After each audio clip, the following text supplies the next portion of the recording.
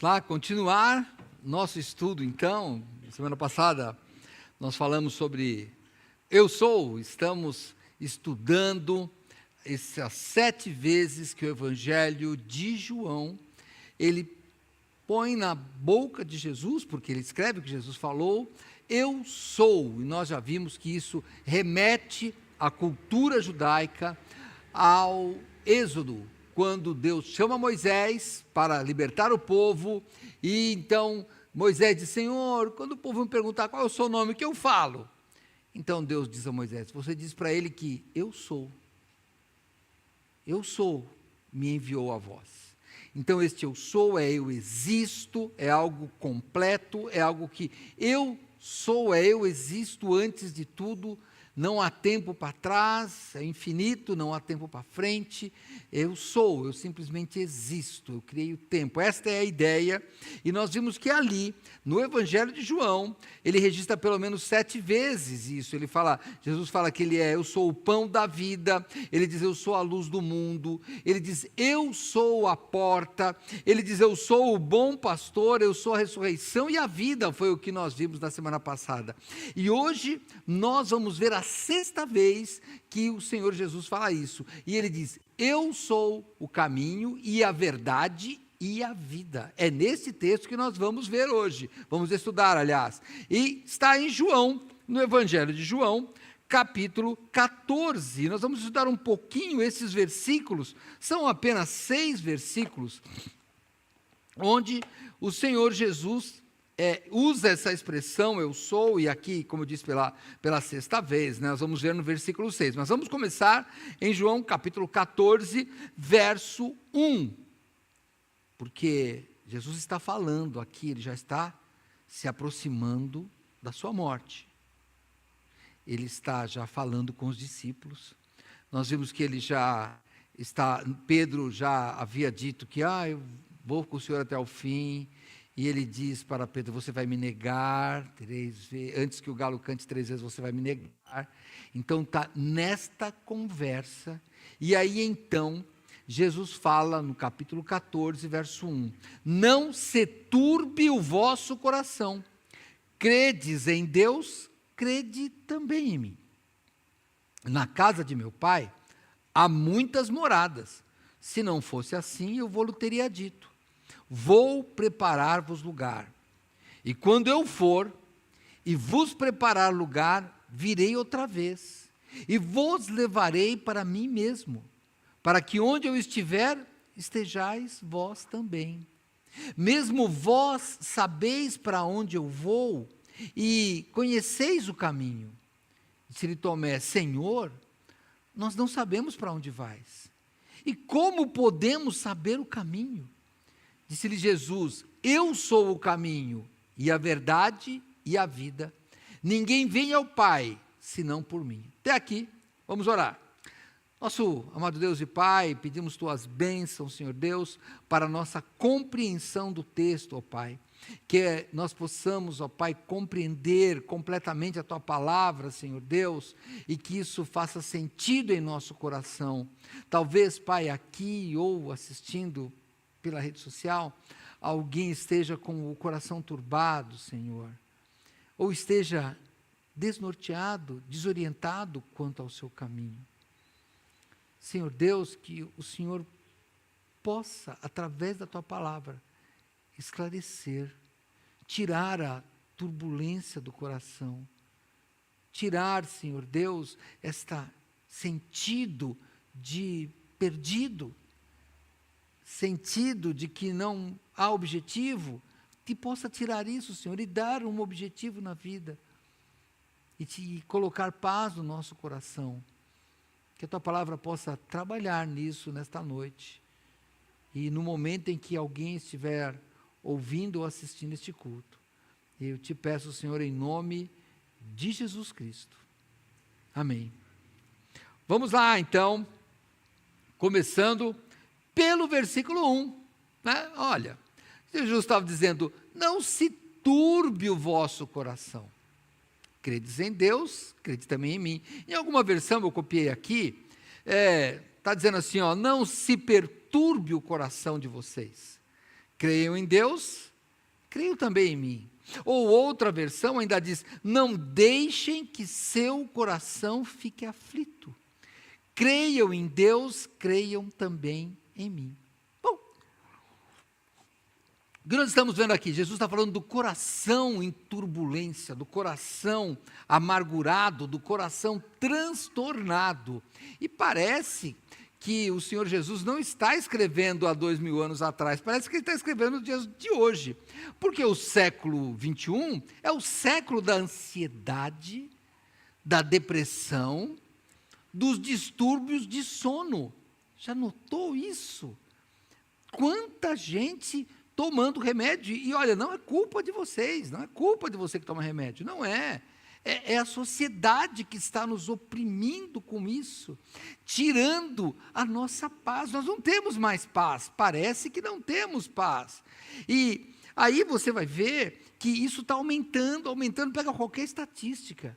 E quando você pega a análise social, psicológica, eles colocam: a culpa é a desigualdade social, a culpa é a insegurança, a culpa é a situação financeira. Mas, na verdade, nós sabemos que tudo isso tem um problema central, é a insegurança gerada pelo pecado. É isso. Jesus escreve, ou fala isso, há 2000 anos atrás, e continua atual. E acha que naquela época não tinha desigualdade social? Tinha desigualdade social, claro que tinha. Acha que não tinha insegurança? Jesus fala da parábola do samaritano. Não é que ele foi assaltado e deixaram quase meio morto? Não parece com os dias de hoje? Olha, é a mesma coisa. Só que o problema é que o pecado, ele desnorteou. Vocês sabem, né? Vocês que são membros de Viração Certa, sabem que eu gosto de ficar pensando nas palavras, né? Eu gosto. Pensa bem, quando você pega uma bússola, acho que vocês... cadê os professores aí? As crianças hoje veem bússola na escola? Ou existe ainda? Ou eles põem no... Não tem mais, né? Não tem bússola na escola. Tem que vai no coisa, né? No Waze e tal, né? E aí tem uma setinha lá, o Waze, Google, não estou fazendo propaganda, esses negócios aí. Aí tem um negocinho lá com a pontinha, uma agulhazinha assim, vermelha. Por que é isso? Aí a gente que é velho fala: é bússola. E o que é bússola? Não sabe. Mas vamos lá. Vamos, a bússola de papel, que é aquele negócio que marca norte, sul, leste, oeste, tem uma agulha imantada e aponta sempre para o norte. É assim que você acerta a bússola. Você pega e põe para o norte, aí você sabe para onde é. Então, quando você perde o rumo, fala que você está desnorteado. Então, fica sem norte. Quando você pensa em leste, oeste, norte, sul, o leste é o oriente, onde o sol nasce, que é uma outra forma das pessoas se encontrarem, não dá tanta precisão quanto a bússola, mas quando você fala que nós moramos na zona sul, é porque o leste está de um lado, o oeste de outro, o norte de outro e o sul, por isso eu vou na zona sul. E aí, quando você fala desorientado, é sem o oriente. Às vezes nossa vida parece assim, sem oriente é sem saber onde o sol nasce, sem saber onde vem a primeira claridade do dia.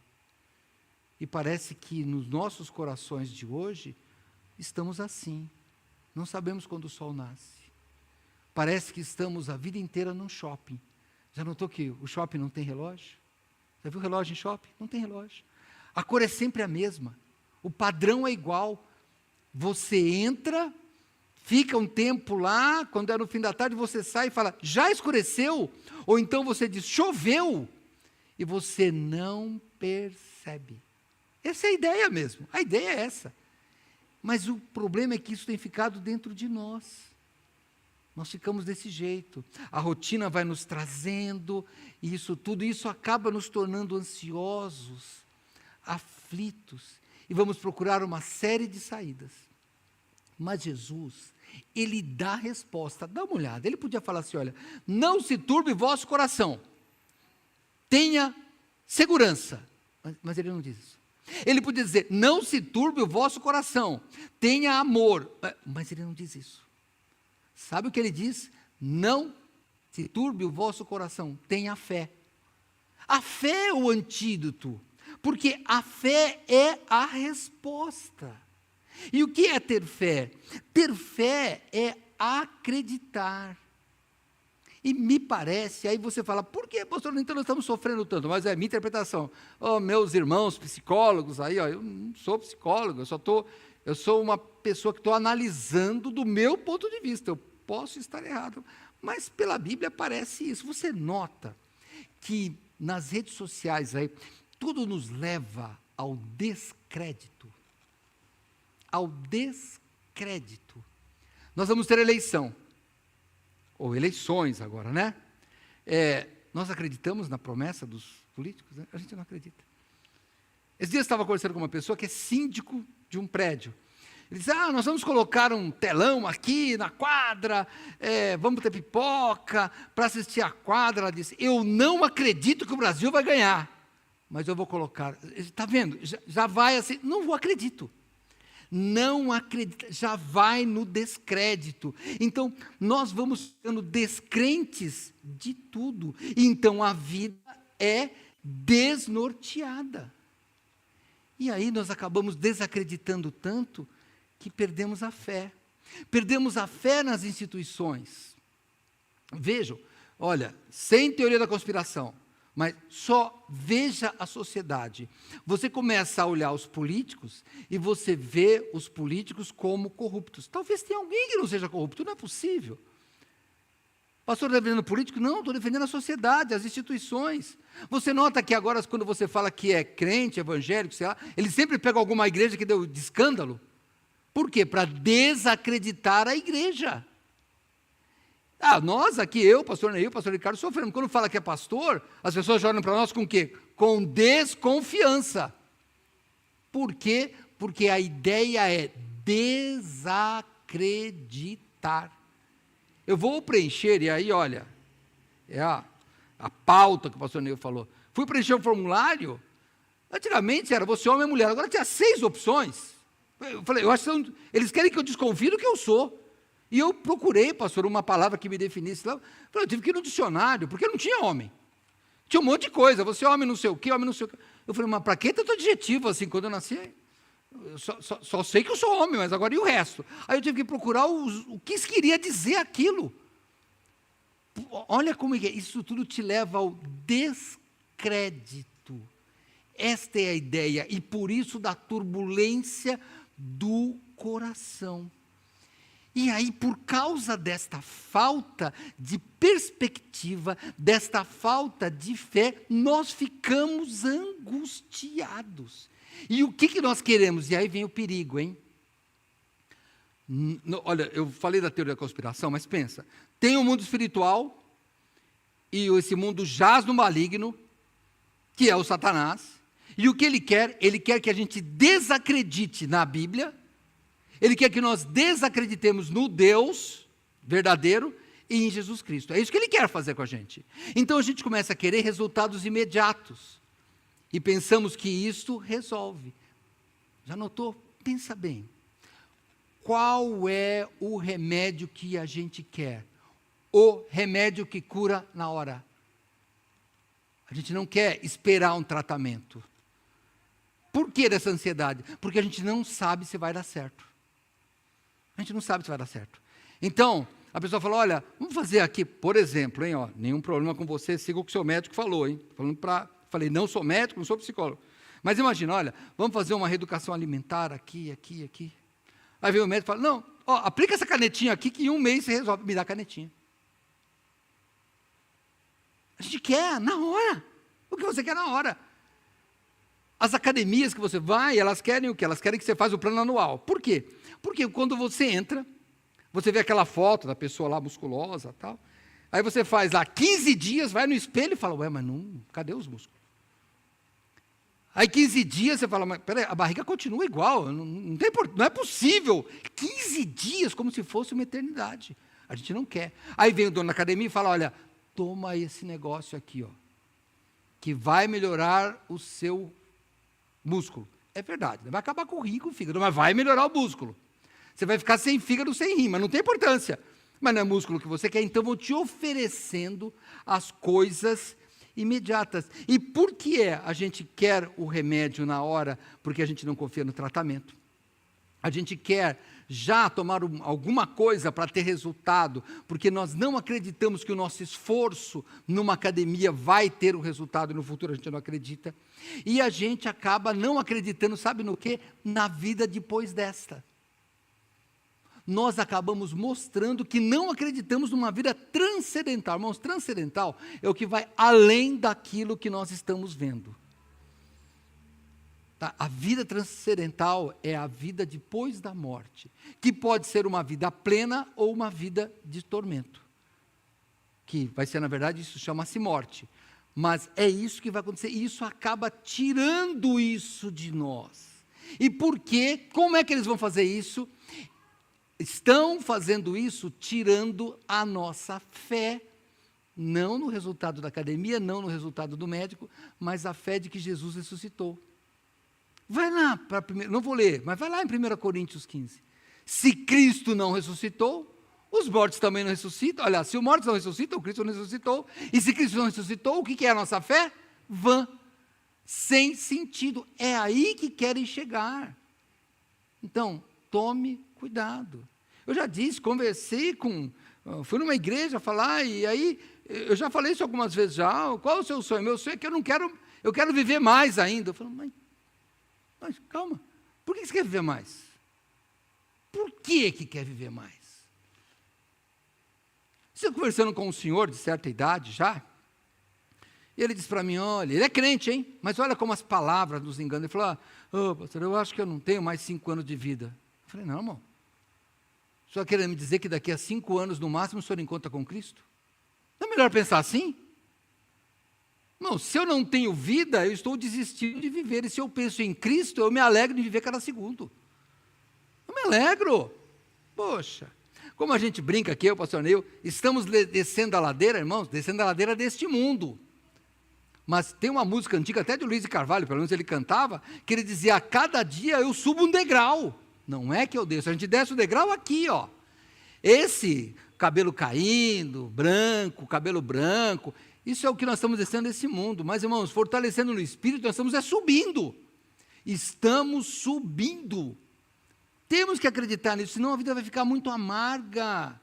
O nosso, agora falecido, vizinho aqui, o pastor Russell Shedd, ele no final da vida estava bem debilitado. Eu vi uma entrevista dele, o repórter perguntou, como o senhor se sente nessa situação? Ele falou, eu me sinto alegre, porque Deus está me desmamando desta vida, para eu encontrar com Cristo. Ele não quer me deixar à vontade de ficar aqui, porque eu quero encontrar com Cristo. Mas não perca essa esperança, senão o coração vai ficar turbado. Aí a gente morre antes de morrer. Não pode morrer antes de morrer. A gente fica com tanto medo da morte que morre, e acaba vivendo uma vida de morto quando está vivo. Não, meu irmão, calma. Não deixe o coração ficar turbado. Não. Pastor, quando eu morrer, eu vou pensar e votar naquele... Olha, desculpa, se você tem medo da morte, pode até sair da rede social, e está para os ouvidos aí, né? Pastor, eu vou morrer. Conhece uma pessoa, olha a ideia. Eu falei assim, olha, eu quero ver um plano, mas eu quero um caixão com ar condicionado. Eu falei, por quê? Porque deve ser apertado. Eu falei, menina, para com isso. Não, se você é crente, você não vai precisar de ar-condicionado. Em Apocalipse, capítulo 21. Eu vou voltar daqui a pouquinho para o texto, tá? De João. Apocalipse, lá no finzinho, o último da Bíblia, o penúltimo capítulo da Bíblia.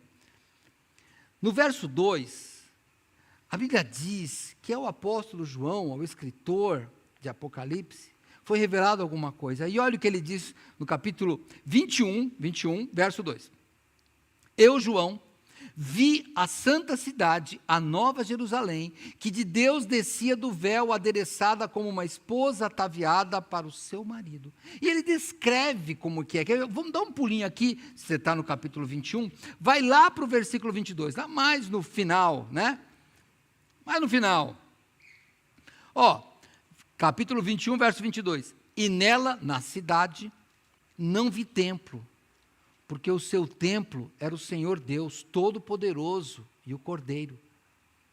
Jesus falou, credes em Deus e credes também em mim. É o Deus Todo-Poderoso e o Cordeiro. E a cidade não necessita de sol nem de lua, para que nela resplandeçam, porque a glória de Deus a tem iluminado, e o Cordeiro é a sua lâmpada. E as nações dos salvos andarão à sua luz, e os reis da terra trarão para ela a sua glória e honra. E as suas portas não se fecharão de dia, porque ali não haverá noite. E a ela trarão a glória e honra das nações, e não entrará nela coisa alguma que contamine, e cometa abominação e mentira, mas só os que estão inscritos no livro do Cordeiro. Sabe o que João está nos dizendo? Que será uma cidade de certeza. Será de certeza. Se você estivesse aqui no templo, você ia ver que nós temos várias luzes de emergência aqui, porque nós temos medo de acabar a luz. Nós temos uma caixa d'água de não sei quantos mil litros aqui. Sabe por quê? Porque nós não temos certeza se a água vai acabar. É assim que a gente vive. E aqui, por que não terá lá, nós não vamos ter necessidade disso? Porque o Senhor Deus é o Deus que nos dá certeza. E aí nós voltamos. Você não precisa ter o coração atribulado. Volte para João 14, verso 1. Não deixe o coração atribulado. Tenha fé. Porque Jesus, Ele é o caminho. Ele é a verdade, Ele é a vida. Nós vamos ver um pouco mais. Mas é só para você pensar hoje em como está a sua fé. Você quer ver? Eu vou ler ainda aqui outro versículo, que é o verso 2. Na casa de meu pai há muitas moradas. Se não fosse assim, eu vou-lhe teria dito, vou preparar-vos lugar. E quando eu for e vos preparar lugar, virei outra vez e vos levarei para mim mesmo, para que onde eu estiver, estejais vós também. Vamos pensar nesse versículo aqui? Jesus falou, Ele fez aqui, na verdade, depende da sua conta, mas eu vou imaginar aqui 5 promessas, tá? O que Ele fala aqui? Primeiro, quando eu for, então Ele fala que Ele vai para algum lugar, que é o céu. E Ele fala, eu vou preparar um lugar, a segunda promessa. E eu vou voltar. É a terceira promessa. E Ele diz, eu vou levar vocês. É a quarta promessa. E nós ficaremos juntos. É a quinta promessa. Irmãos, são promessas que temos a certeza. Se não tivermos certeza, o que estamos fazendo aqui? E sabe, irmãos, eu fico eu fico entristecido quando eu vejo os bancos mais vazios. Irmãos, se você acredita, você tem que mostrar que você acredita. Você tem que mostrar. Olha, agora à tarde eu estava ouvindo rádio e tem um jogo de futebol aí. Tem vários, né? Mas tem um que tem 40 mil pessoas. Choveu tanto, que o jogo demorou 1 hora para começar. Mas tem 40 mil pessoas lá. 40 mil pessoas, pastor. Debaixo de uma chuva que um jogo de futebol não pôde começar. E aqui tem uma garoa. Cadê os 40 mil? Cadê os... Olha, eu brinco com vocês crentes, né? E vocês sabem que eu brinco com vocês. Sério. Que eu não torço para ninguém. Eu já fui lá, estamos em São Paulo, você que está longe aí. Fui assistir o jogo do Palmeiras, me deram uma camisa. Camisa do Palmeiras, tranquilo. Fui num lugar aí, o rapaz era São Paulino, me deu a camisa de São Paulo. Eu ponho a camisa de São Paulo. Tanto faz. Você já notou que o crente você pode chamar de tudo, mas se eu chamar um corintiano de palmeirense, ele fica ofendido? Fala, qual a diferença para você de ser palmeirense e corintiano? Me fala, tem alguma diferença? O que vai mudar na sua vida se eu falar que você é palmeirense, sendo você corintiano? O que muda? O que muda? O duro é se eu te chamar de incrédulo. Aí devia se ofender. Mas por causa do time, eu falei, eu sou tão fiel quanto os jogadores. Pagou mais, eu beijo a camisa. Que vocês torcem para um time que o jogador ganha mais e sai. E depois ele fica alegre, porque tem a lei do retorno lá, que ele vai e faz o gol no time. Isso! Quer dizer que time é um... Olha, não, desculpa, brincando, hein? Quer dizer que aparece que os traidores são exaltados. Não, para com isso, tanto faz o time que você torce. Qual a diferença? Sabe qual é a diferença? É que o time que você torce, ou que algumas pessoas torcem, deixou hoje 40 mil pessoas debaixo de um temporal esperando o jogo começar. E eles não vão embora. Agora nós com uma garoinha, não vai, não vem. O que é isso? Isso é fé na vida eterna? Isso é alegria na vida eterna? Isso é alegria? Não, mas tem alguma coisa errada na nossa vida.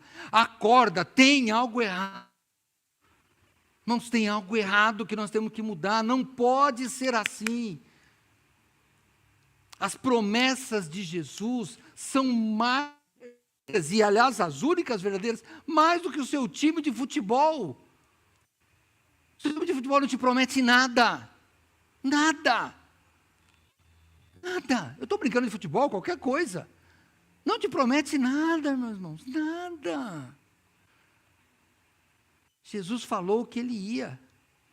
Ele falou para aqueles discípulos. E no livro de Atos dos Apóstolos, eu vou lá um pouquinho, hein? Atos dos Apóstolos, no capítulo 1.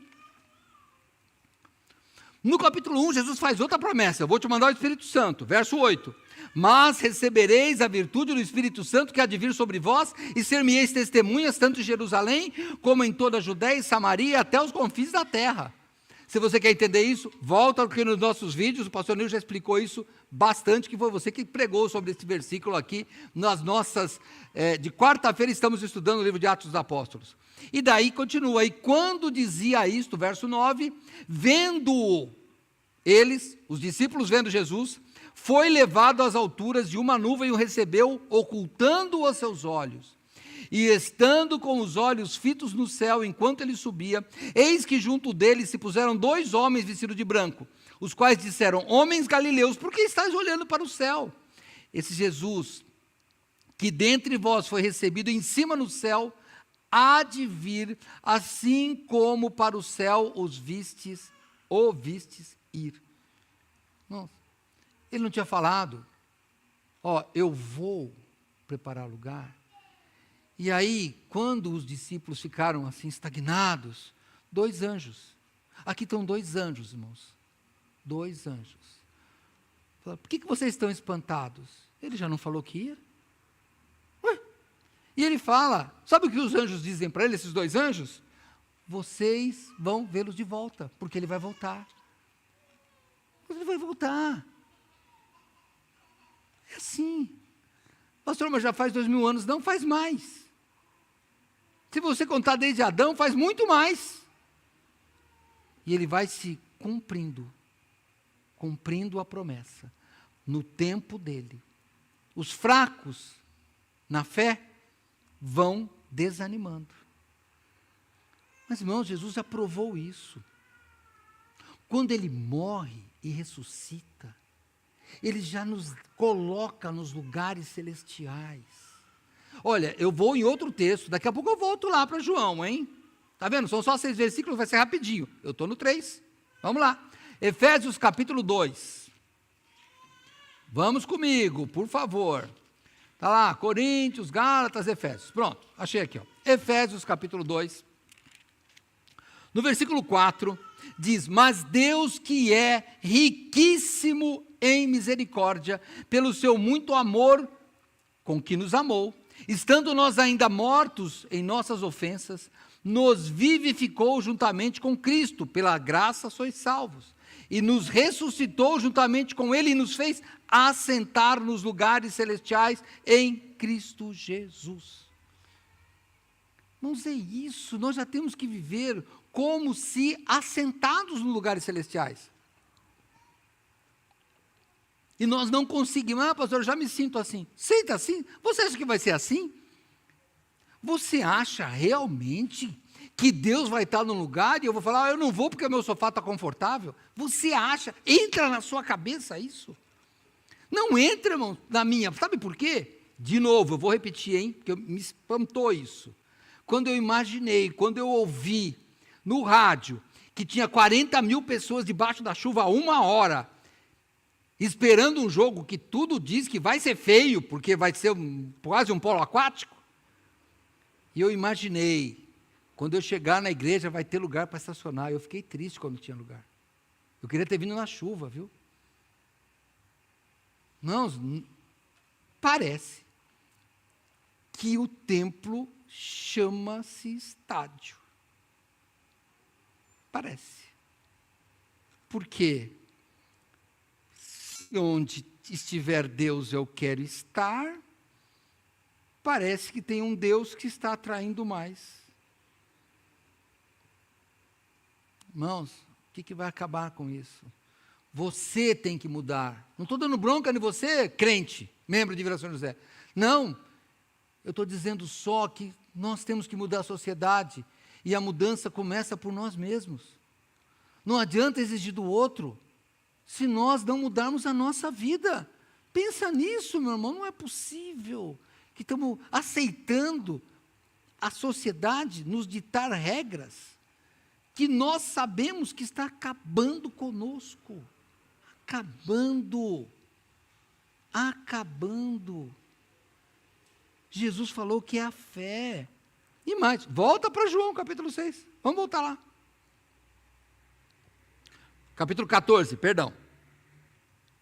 No verso 4 e 5, Jesus diz assim: mesmo vós, falando para os discípulos, mesmo vós sabeis para onde eu vou e conheceis o caminho.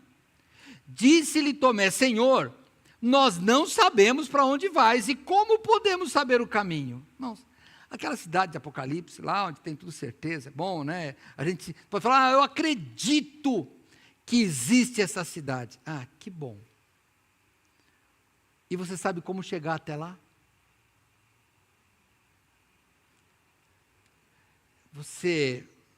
Vamos pensar em Tomé aqui, olha. Vamos pensar em Tomé. Domingo passado eu falei de Tomé, lembra? Jesus tinha sido ameaçado de apedrejamento na Judéia. Quando a notícia de que Lázaro, o amigo de Jesus, morreu, ele tinha que voltar para Betânia, então tinha que voltar para a região da Judéia. Lembra o que Tomé fala? Vamos lá, vamos morrer com ele. E aqui, Tomé fala, não, como é que ele diz aqui? Olha, eu vou voltar aqui, ó. Disse-lhe Tomé: Senhor, nós não sabemos para onde vais e como podemos saber o caminho. Como eu disse semana passada, irmãos, Tomé somos eu e você. Só que Tomé somos eu e você com coragem, porque Tomé expunha os seus problemas, não disfarçava. Nesse ponto eu admiro Tomé, porque ele falava, é só isso, ele falava. E pode notar que Tomé é uma opinião representativa, porque ele não diz eu não sei o caminho. Nota, ele usa o plural aqui, hein? Nós não sabemos para onde vai. Ele fala nós quem? Os discípulos. Ele está falando em nome dos outros, só que ele é a pessoa que fala. Ele fala, não sabe. Irmãos, ele está aqui, Jesus está indo para a última Páscoa dele. João registra 3 Páscoas, por isso que a gente sabe que Jesus morreu aos 33 anos. Ele começa, a Bíblia diz, aos 30, João fala de 3 Páscoas, então, se cada vez que mencionou, ele devia ter uns 33 anos. Esta é a ideia. E aqui está indo para a última Páscoa. Então, os discípulos já estavam andando com ele há quase ou há 3 anos. Só que ele disse: eu não sei o caminho. E você pode espantar, mas eu vou perguntar para você. Não vai me responder, uma pergunta retórica, hein? Aquela que é uma pergunta que eu não quero resposta, eu quero que você pense. Há quantos anos você segue a Cristo de verdade? Só pensa. E agora a minha pergunta é: você sabe para onde você está indo? Você sabe? Nós que trabalhamos na igreja, quer pregando, quer fazendo libras, quer tocando, quer trabalhando em alguma atividade, somos os mais arriscados, hein? Nós somos os que mais têm risco de cair no pecado, porque alguns de nós podem estar aqui por obrigação. Pode ser. Imagine, irmãos. Olha, pensa bem. Vim cedo para cá, fui para a Zona Norte, voltei, cheguei em casa, aquela chuva. Será que se eu não tivesse que pregar, eu viria? Não vou pensar em ninguém. Senhor, não deixa eu pensar. Mas se você faz parte de um grupo de louvor e hoje não era a sua escala, será que foi tentado a ficar em casa hoje? Não, hoje eu não vou. Já que eu não vou cantar. E quem disse que você foi contratado para cantar? Quem disse que Deus te resgatou para você ficar cantando? Quem falou isso? E olha, não menosprezando o seu trabalho, hein? Se eu não tivesse aqui para pregar, o culto ia continuar. E se você não tivesse aqui para cantar, o culto ia acontecer. Só pensa nisso. Pensa nisso. Que coisa. Acorda. Nós reclamamos de um mundo que nós mesmos contribuímos para ele ser pior. Sabe, é a pessoa que joga o papel pela janela do carro e depois reclama da enchente. Mas quem está causando sou eu. Eu que estou jogando lixo na rua. E às vezes os crentes fazemos isso. Jogamos o papel para fora e depois reclamamos da enchente.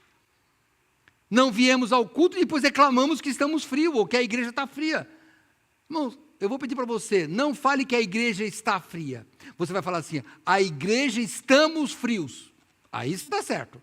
Porque você é a igreja. Tem que despertar, irmãos, tem que despertar. Olha, eu sei que tem gente que não pode vir. Criança que está doente, eu compreendo. Não é com você que eu estou falando. Eu estou falando com você que sabe que eu estou falando com você. Só. É só com ele que eu estou falando, com ela, tá? Aquela pessoa que sabe que é com ela que eu estou falando. As pessoas que parecem que não estão sabendo onde está o caminho. E sabe por quê? Porque, irmão, se você tem fé, você tem que mostrar, sabe, você vai pensar num advérbio agora aqui, de modo, que eu recentemente, que eu dei uma olhada, eu não tinha notado isso. Vamos para Hebreus. Olha, ou o apóstolo Paulo, ou o escritor, a gente não sabe quem foi que escreveu, mas muitos acham que foi Paulo, porque em alguns manuscritos estava escrito Paulo. Então vamos lá, carta aos Hebreus, capítulo 11. Vamos lá, na chamada Galeria da Fé, interessante, capítulo 11, quer ver? Capítulo 11. Abre lá. Queria que você lesse comigo. O escritor fala de várias pessoas que agiram pela fé. Nós chamamos de Galeria da Fé. Pode ler o capítulo 11 depois. Mas em algum momento do capítulo 11, referindo-se a esses heróis da fé, em algumas Bíblias vem heróis da fé, Galeria da Fé. Mas olha que interessante o verso 13, aliás, o verso 13. 13 mesmo. Todos estes morreram na fé, sem terem recebido as promessas, mas vendo-as de longe e crendo-as, olha a fé, e abraçando-as, confessaram que eram estrangeiros e peregrinos na terra. Isso é tranquilo, até aqui está bom. Mas olha o verso 14, porque o que isto dizem, e aí vem o advérbio, claramente mostram que buscam uma pátria. Já notou? Claramente, eu vou hoje ficar brigando aqui com o pessoal do futebol. Não. O torcedor daquele time claramente demonstra que ele gosta daquele time. Porque ele está 1 hora debaixo de uma chuva. E pensa que é estádio coberto, chuva. E pensa que você entra lá e a pessoa fala, bem-vindo. Já foi estádio de futebol? Pensa que a pessoa fala, bem-vindo, entra. Irmão, não é assim não. Geralmente tem uns guardas, uns 3 metros de altura, assim, ó. Aí eu falo, anda para lá, naquela fila lá. Ninguém fala, por favor. Eu já fui no estádio, cara. Vai para lá, ó. E se você olhar feio e falar, tá folgando comigo? Não estou, não. Eu estou indo para onde o senhor que manda. Manda. Você pensa que é assim? Não. Então eles claramente sabem para o que time estão torcendo. Eles andam com a camisa do clube deles durante a semana. Claramente. Alguns, no seu status tem o time. Quando você vai no cemitério, tem o nome da pessoa, o dia que nasceu, o dia que morreu, e tem o time. Eu estava olhando, estava com alguém da igreja, eu falei, pessoal... Aí eu olhei e falei assim, olha, eu acho que o pessoal que torce como a portuguesa não morre, porque não tinha ninguém da portuguesa lá. Mas, vocês, corintianos, palmeirenses, São Paulo, estão perdidos, tem um monte de vocês que morrem lá, hein? Da portuguesa não morre, não tinha ninguém. Mas os caras têm lá o time, depois de morto. Sabe o que ele quer? Mostrar claramente que ele amava o time dele. Já fui fazer velório, que fala... Pastor, podemos colocar a bandeira? Pode? Posso colocar o chapéu, mas pode colocar o time inteiro aí, você quer enterrar, enterra. Colocar a bandeira. Admiro eles. Eles claramente demonstram no que creem. E aí eu pergunto para os crentes, você claramente mostra no que você crê? Porque a Bíblia aqui é clara para mim, Sabe o que é claro, irmãos? É algo que é nítido, que tem luz, que não tem sombra. Isso é claramente. Né? Quando você não entende alguma coisa, fala, eu não entendi. A pessoa fala, vou ser mais claro. Vou abrir o leque. Vou esclarecer. O que é esclarecer? É tornar mais claro. E a Bíblia aqui, pelo menos na versão, a Almeida Corrigida Fiel, aqui diz...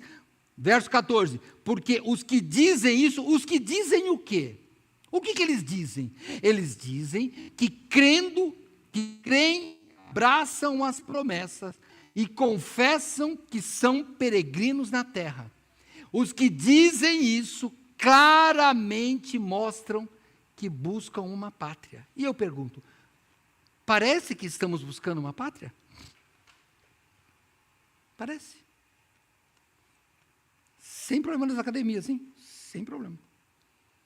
Mas quando nós vamos lá, a gente vê que as pessoas claramente querem um outro corpo.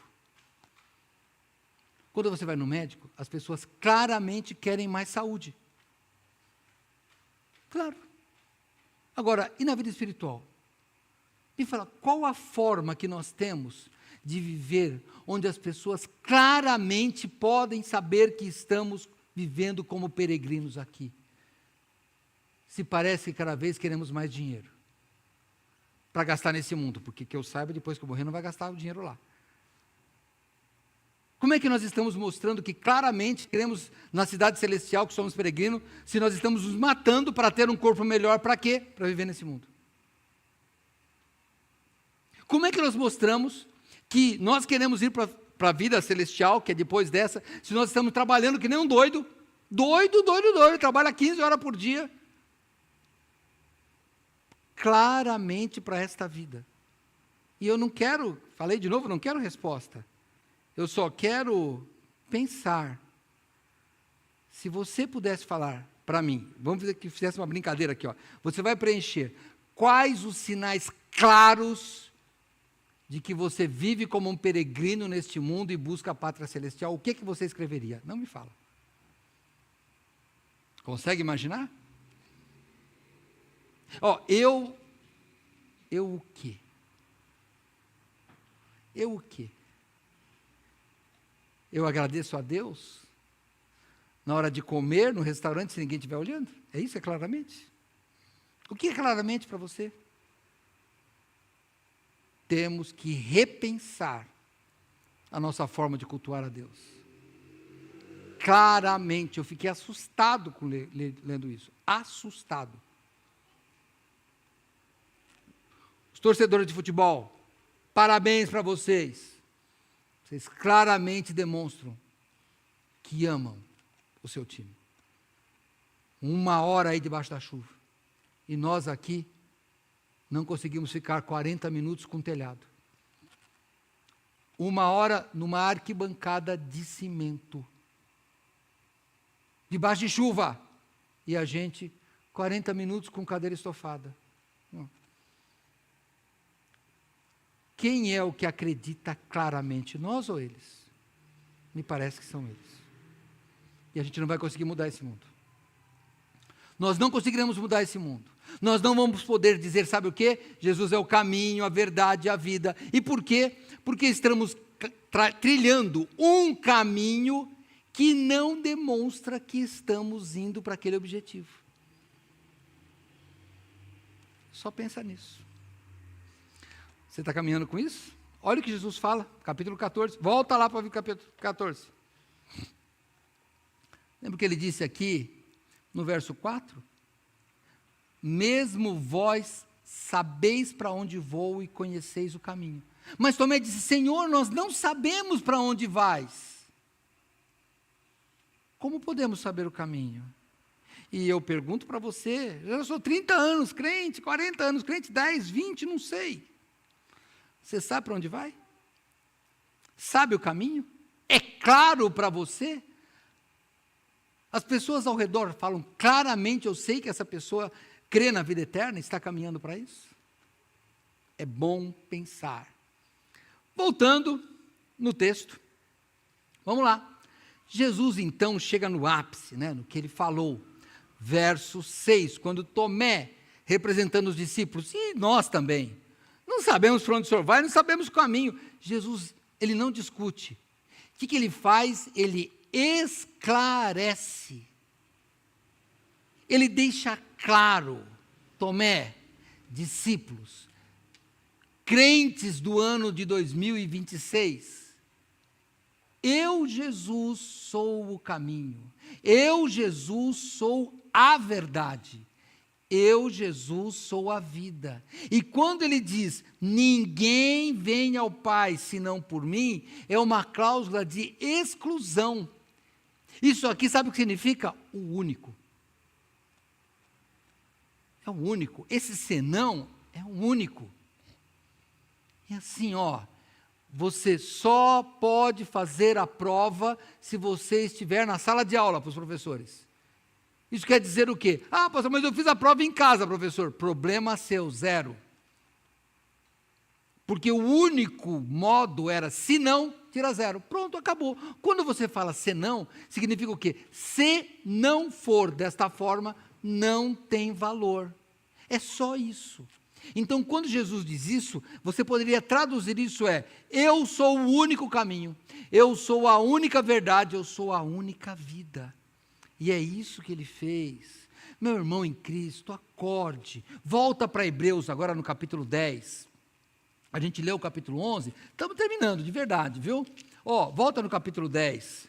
Capítulo 10, Hebreus, verso 19. Tendo, pois, irmãos, ousadia para entrar no santuário, pelo sangue de Jesus, pelo novo e vivo caminho que ele nos consagrou, pelo véu, isto é, pela sua carne. Quando Jesus morre, o véu do templo se rasga, ele abre o caminho, a gente pode entrar no Santo dos Santos, no tabernáculo. Por quê? No templo, no tabernáculo. Por quê? Porque Jesus, ele é o caminho, ele abre o caminho e ele é o caminho.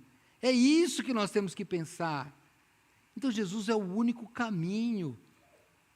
Se você não tem uma fé firmada em Cristo, fé firmada na Bíblia Sagrada, sabe que você está desorientado, desnorteado, sem a bússola, sem o GPS, sem aí o Waze, o Google da sua vida espiritual. É isso que está acontecendo. Então, se você está assim, volte-se para Cristo. Volte-se. Um crente desnorteado não parece, imagina, você chega num lugar e fala, onde é tal lugar? Alguém te pergunta, fala, não sei. Ficam dois desnorteados. Não, você tem que saber onde está. Quando alguém te perguntar do caminho, você tem que falar que é Cristo. E a pessoa vai te perguntar se ela percebe que você sabe. É assim, irmão. Uma vez eu fui fazer um trabalho no interior de Minas, irmão, interior de Minas. Aí eu estava em São Paulo, eu tinha que encontrar com um vendedor lá, e falei, como é que eu te encontro? Ele falou, é fácil. Você vai chegar lá, o único que não tiver de chapéu de palha sou eu. Falei, e eu cheguei lá, era ele mesmo. Ele só tirou o chapéu, porque todo mundo usava chapéu. Então ele diferenciava, eu sabia. E se eu chegar para você e falar, eu quero saber se você é crente, é o único que tem cara de crente. Alguém te perguntou se você era crente? Parabéns. Porque quando as pessoas te perguntam, é que você é o único que está diferente ali. Você é crente? Isso é ótimo. É a boa pergunta. Isso quer dizer que você não está perdido, você não está com aquela cara assim, ó. Já perguntou para alguém o caminho e ele também falou que não sabia? Você pergunta para alguém, você está onde ficar? Eu também não sou daqui não. Aí sabe o que eu fico com raiva? Eu fico com raiva de mim, porque eu falo, ele estava na cara que ele não sabia. Estava andando que nem um perdido, e eu fui lá perguntar, ele também não sou. Quase que eu falei, somos dois, né? Mas eu sabia que ele não era. Mas eu quis perguntar, né? Burro fui eu. Quando as pessoas perguntam de você alguma coisa, você parece que sabe para onde está indo? Claramente, Jesus é o caminho. Se você está andando neste caminho, as pessoas claramente vão notar. Sabe por quê? Porque Jesus, ele nos dá a liberdade da verdade. Sabe por que nós podemos expor nossa opinião? A lei vai proibir. Fazer o quê? A lei é assim mesmo, sempre foi assim, hein? Pega aí o livro de história, aí pega Roma, aí proibia. Não era assim proibido como botar para a cadeia, era para os leões. Ia para a arena e ia ser comido, era assim. Ia ser queimado, desse jeito que acontecia. Mas a verdade de Jesus é que liberta. Evangelho de João, você está no Evangelho de João capítulo 14 comigo? Vai para o capítulo 8, volta aí por favor. Capítulo 8 do Evangelho de João. Capítulo 8, olha o que Jesus diz aos judeus, verso 32, verso 32, e conhecereis a verdade, e a verdade vos libertará. Mas sabe o que acontece? As pessoas não sabem nem o que é liberdade, quanto mais se são livres, eles não sabem. E pastor, é hoje? Não, meu irmão, sempre foi assim. As pessoas dizem, olha, eu vou te colocar na cadeia, mas lá você vai ser livre, e a gente entra na gaiola feliz da vida. Não, os judeus da época de Jesus, 2000 anos atrás, pensavam que eram livres. Olha o que eles dizem para Jesus, verso 33, hein? Responderam-lhe, os judeus, né? Somos descendentes de Abraão, e nunca servimos a ninguém. Como dizes tu, sereis livres? Respondeu-lhes Jesus, em verdade vos digo que todo aquele que comete pecado é servo do pecado. E por fim, Jesus diz para ele no verso 36, se pois o Filho vos libertar, verdadeiramente sereis livres. Jesus é o caminho, porque ele nos mostra a única verdade que nos leva para a liberdade. Irmãos, isso reflete no mundo. O mundo é livre por causa do cristianismo. Por causa do cristianismo. Olha os países que não são cristãos. E você vai ver que a liberdade é muito restrita. Não, Jesus nos dá a liberdade. Quando nós servimos a Cristo, esta é a verdadeira liberdade. Por isso que Ele é o caminho. Por isso que Ele é verdade. E mais, Ele é a vida. Irmãos, quando Ele morreu, Ele nos deu vida. Foi por isso que Ele morreu. Perdão. Olha, se você está em João, volta um pouquinho só para Mateus. Eu estou terminando lá em Mateus. Ainda vou voltar um pouquinho só para 6, mas só para terminar. Mateus, capítulo 20. Evangelho de Mateus, é o primeiro dos evangelhos aí, capítulo 20, tá bom? Por favor. Mateus, capítulo 20.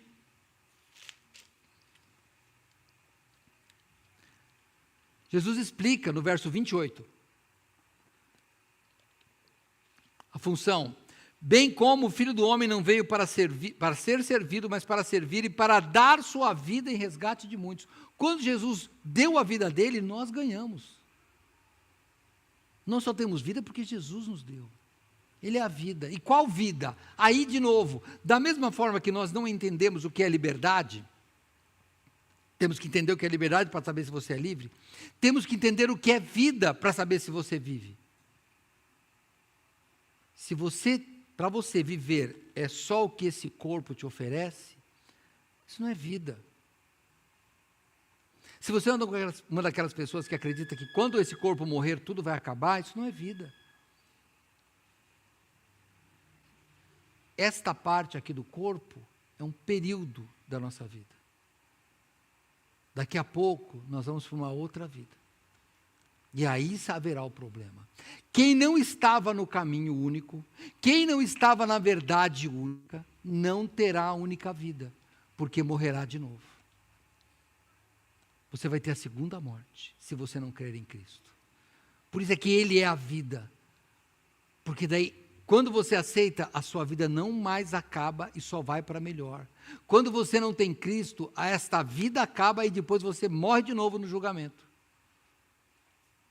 Não faça isso. E você que é meu irmão, que crê nisso, você tem que ter autoridade para falar nisso. Você tem que a sua vida mostrar claramente que você crê em Jesus Cristo, aquele que é o caminho, aquele que é a verdade, aquele que é a vida. Pensa um pouco aí, voltando para João, capítulo 14, verso 1. O coração está aí, muito turbado, muito problemático. A fé em Cristo resolve.